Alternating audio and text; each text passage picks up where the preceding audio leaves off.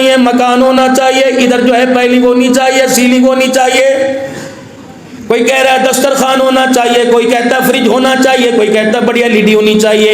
سارے کے سارے گھر کے اندر بیٹھے ہو، رب اکبر کی قسم ہے 15 افراد میں سے کسی کی زبان پہ نہیں آیا کہ مرنے کے بعد حلال کا کفن بھی ہونا چاہیے. یہ سارے علماء کرام میری تائید کریں گے، مجھے دعا دیں گے. اللہ اکبر. ایک نیا ڈھنگ، ایک نیا ننگ بنا لیا.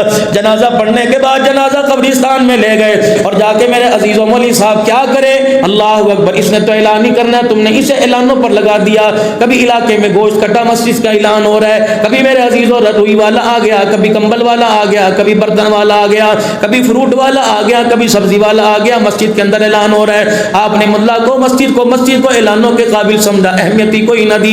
ایک اعلان اور ہوتا ہے کب؟ جب جنازہ میرے عزیزوں کلمے والی چادر میں چھپ کر ڈھک کر قبر کے کنارے رکھا جاتا ہے تو پھر میرے عزیزوں 2-4 افراد آتے ہیں اور آ کے کان میں کہتے ہیں، پھر مولوی صاحب کہتے ہیں خاموش خاموش، توجہ کرو سنو حضرات، ایک ضروری اعلان سنو. میت کے وارثوں کی طرف سے اعلان ہے، مرنے والے نے ساری زندگی میں کسی سے زیادتی کی ہو یا کسی کا حق دبایا ہو، بچے کہہ رہے ہیں ہم اپنے باپ کی طرف سے معافی مانگتے ہیں، تو کہہ رہا ہے کیتا. اللہ کہتا تو ہوتا کون ہے کہنے والا؟ میں کیتا. بہن کو کہہ کے معاف کر دے، بیٹی کو کہہ معاف کر دے. غریب کی بیٹی کو بیاہ کے لایا تھا، 10 بچوں کی ماں بنایا تھا، کبھی اسے پھونکنی سے، کبھی ڈنڈے، کبھی جوتی سے چھیتا کرتا تھا، اس کے آنسوں پہ ترس نہیں آیا کرتا تھا. جب تک وہ لال جوڑے والی اپنے سفید جوڑے میں بیٹھ کر تجھے معاف نہیں کرے گی، سارا علی پور تیرے لیے معافی مانگے، پروردگار عالم تجھے معاف کوئی نہیں کرے گا.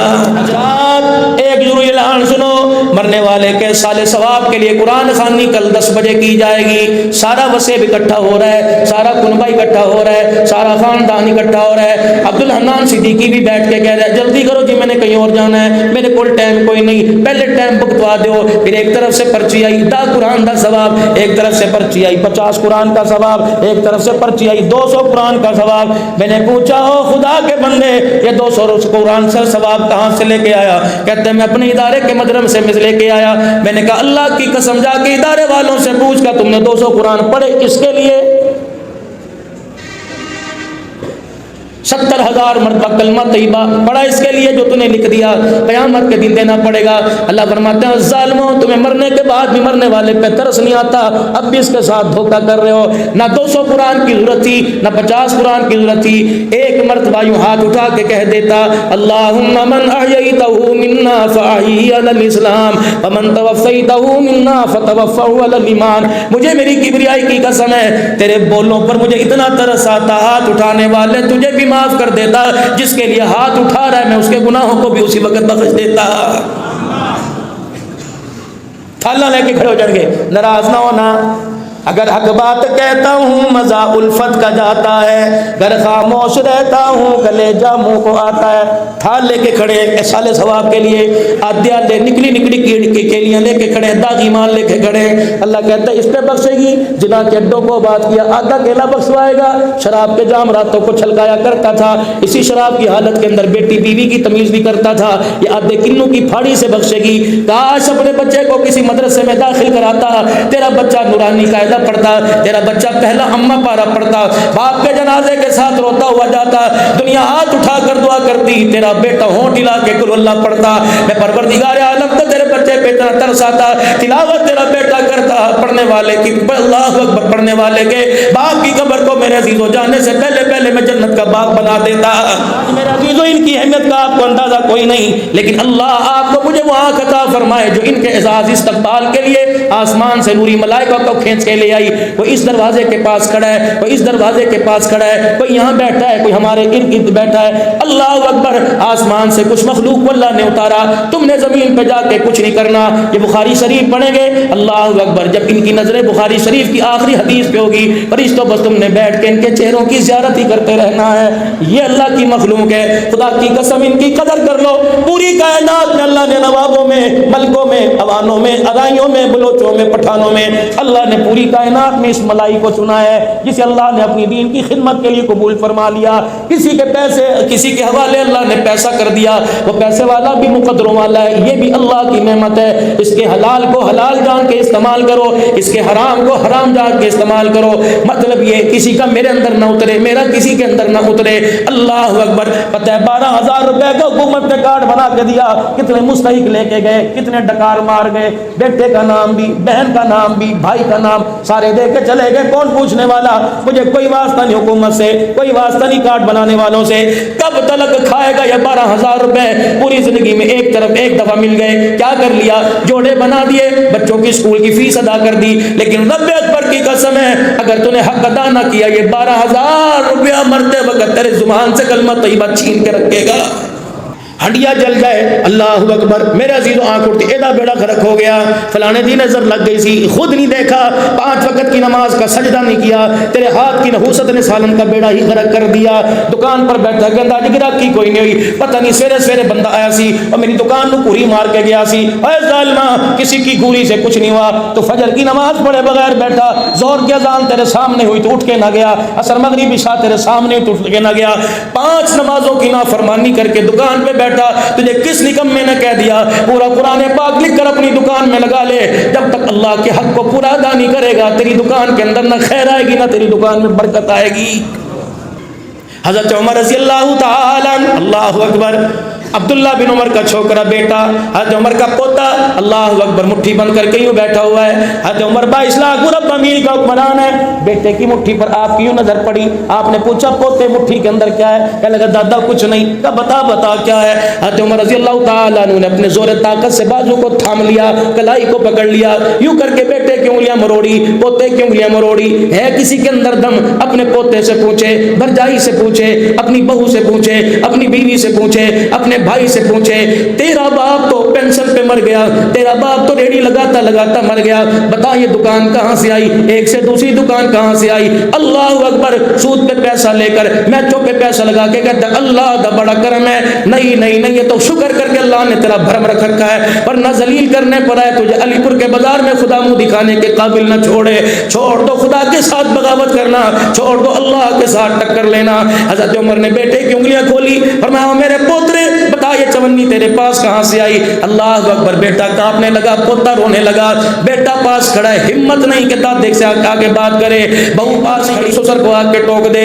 بیوی پاس کھڑی ہے کہ ہمت نہیں شوہر کو کہہ دے چل جاندی کر. سارے گھر کے تھر تھر کانپ رہے ہیں. عمر کی آنکھیں لال ہیں، آنکھ سے پانی نکل رہا ہے، ماتھے پر سے پسینہ ٹپک رہا ہے. بتا بتا چونی تیرے پاس کہاں سے آئی؟ کبھی آپ نے میں نے اپنے بچے کی جیب میں ہاتھ ڈال کے دیکھا کہ 500 روپے کا نوٹ کہاں سے آیا؟ بچہ رات کو بیٹھا ہوٹل پہ کڑھائی کھا رہا ہے، کبھی آپ نے میں نے پوچھا یہ تجھے کڑھائی کھلانے والا کون تھا؟ تیرے میرے بازار کے اندر غریب کہتا ہے میرے لیے دعا کرو. اللہ کی قسم میری دعا تو کیا، امام کعبہ بھی دعا کر لے، مدینے کا امام نبی کو قرآن سنانے والا بھی دعا کر لے، جب تک حرام کاری نہیں چھوڑے گا، خدا کی مخلوق پر زیادتی نہیں چھوڑے گا. رب کعبہ کی قسم زمزم کا پانی پڑوا کر اپنی دکان میں چھڑک لے، تیری دکان میں برکت نہیں آئے گی. مولانا میری دکان میں خیر کیسے آئے گی؟ 40 روپے کی پیالی چائے کے بیچنے والے، 56 انچ کی سکرین جس پر دنیا کی حیاتی کو، دنیا کی بے حیائی کو تو بولی مخلوق کو دکھا رہا ہے. 70 سال کا بوڑھا بھی بیٹھا. اللہ اکبر. بیڑا غرق کرنے میں تیرا ہاتھ ہے. اگر تیرے بچوں کی روزی اللہ اکبر دنیا کی فحاشی سے عام ہوتی ہے تو اپنے بچوں کو بھوکا مار دے، گندم کی گولیاں کھلا دے، اللہ کریم ہے معاف کر دے گا. لیکن حرام کا لقمہ پیٹ میں لے کے جائے گا، خدا کی قسم قبر تجھے اپنے اندر برداشت نہیں کرے گی. جاؤ پکوڑے والی دکان پہ چلے جاؤ، ٹیپ ریکارڈر اس کے پاس ہے. برگر والی دکان پہ چلے جاؤ، ٹیپ ریکارڈر اس کے پاس ہے. کیا تمہیں پتہ نہیں کالی کملی والے نے بانسری کی، گانے کی، ڈھول کی آواز کو منحوس کہا. اب تو جنازوں کے ساتھ ڈھول بجایا جا رہا ہے. شادی بیاہ تو دور کی بات ہے، تیری میری بیٹی کی شادی نہیں ہوتی جب تک گانا بجانا نہ ہو، تیرے میرے بھائی کی شادی نہیں ہوتی جب تک گانا بجانا نہ ہو. اللہ اکبر. بتا تو نے میں نے کون سا ایسا دروازہ چھوڑا کہ ہمارے دروازے سے اللہ کی رحمت اور کرم ہمارے گھر کے اندر آئے گا. حضرت عمر بیٹے کا ہاتھ پکڑ کے بیٹھے، پوترے جب تک بتائے گا نہیں بابا تیری جان نہیں چھوڑے گا. حضرت عمر کا پوتا رو کے کہنے لگا یہ چونی مجھے ابو موسیٰ عشری رضی اللہ تعالی عنہ نے دی. حضرت عمر کہنے لگے خیر ہے، میرا اللہ اکبر پیر بھائی ہے، وہ نبی کا صحابی ہے، متقی اور پرہیزگار ہے، علم کا عمل کا منبع ہے. نا نا نا نا. حضرت عمر نے ہاتھ پکڑا, پوتا جان چھڑائے. حضرت عمر پکڑے گھسیٹتے ہوئے ابو موسیٰ اشعری کے دروازے پہ لے گئے اور باہر جا کر باہر سے دروازے دی. ابو موسیٰ, اللہ اکبر. ابو موسیٰ کہتے ہیں میں تھر تھر کانپنے لگا, کھٹڑے چرپائی سے اٹھ گیا, دروازے کی جھیری میں سے دیکھ کے کہنے لگا عمر خالی ہاتھ آیا ہے, درہ لے کے آیا ہے. اللہ اکبر. حضرت عمر رضی اللہ تعالیٰ عنہ کے خالی ہاتھ دیکھے, پوتے کی کلائی ہاتھ میں دیکھی. حضرت عمر رضی اللہ تعالیٰ عنہ کہتے ہیں ابو موسیٰ باہر آئے اور سر جھکا کے کھڑے ہو گئے. عمر جی مجھے بلا لیتے, آپ دروازے پر کیوں آئے؟ 22 لاکھ مربع میل کا حکمران. اللہ اکبر. کس حالت کے اندر؟ پگڑی پھٹی ہوئی, کرتے کو پیوند لگے ہوئے, پیر کے اندر جوتی کوئی نہیں. ابو موسیٰ کہنے لگے کیوں آئے؟ مجھے بلا لیتے. کیا ضرورت میری تھی؟ بتا, میرے بچے کے ہاتھ میں چونی ہے, 1 دینار ہے, تو نے دیا اور کیوں دیا؟ ابو موسیٰ کہنے لگے اچھا یہ بات تھی, بیت المال کے اندر کچرا جمع تھا, بڑا آڑ کباڑ پڑا ہوا تھا, آج سوچا بیت المال کی صفائی کرو. میں نے صفائی کرتے ہوئے جھاڑو دی تو یہ چونی کچرے کے اندر اٹھک تھی, اوپر نیچے ہوتی آئی. آپ کا پوتا دروازے پہ کھڑا تھا, میں نے گند میں سے یہ چونی اٹھا کے تیرے پوتے کے ہاتھ میں دے دی, اس کے علاوہ تو کچھ اور نہیں. اللہ یوں نہیں کہا اچھا اچھا ایسا مال آیا کرے تو میرے گھر بھیج دیا کر, فروٹ آیا کرے پہلے میرے پاس نظرانہ بھیجا کر. واہ عمر تیری شان کے کیا کہنے. اللہ اکبر. وہیں بیٹھ گئے بیت المال کے دروازے کی چوکھٹ پر, اپنی پگڑی اتار کے اپنی ران پر رکھ لی اور سر کے اوپر ہاتھ رکھ کے پھوٹ پھوٹ کے بچوں کی طرح رونے لگ گئے. مدینے کی عوام ارد گرد آ کے جمع ہو گئی. عمر اللہ تیرا بھلا کرے, اے عمر بتا تو صحیح کیوں رو رہا ہے؟ اے عمر مدینے پہ کسی حملے کی خبر آ گئی. فرمایا نہیں کہ خدا بھلا کرے ابو موسیٰ اشعری کا, اس سے پوچھو تو صحیح مجھے رسول اللہ کا سامنا کرنے سے کیوں شرمندہ کر رہا ہے. وہ کہنے لگے عمر بتا تو صحیح, اللہ تیرا بھلا کرے. فرمایا بیت المال میں لوگوں کا پیسہ تھا, یہ چونی اس نے میرے پوتے کو دے دی. اللہ اکبر. قیامت کے دن حضور کے سامنے جب میں صدیق اکبر کے پاس جاؤں گا تو کملی والا صدیق سے مجھے یوں کر کے پرے نہ کر دے اور پوچھنا لے عمر تو یہاں کھڑے ہونے کا حقدار نہیں, مسلمانوں کے پیسے کی چونی تیرے خاندان میں آئی تھی, پہلے اس کا محمد تجھے حوض کوثر پر آنے دے گا.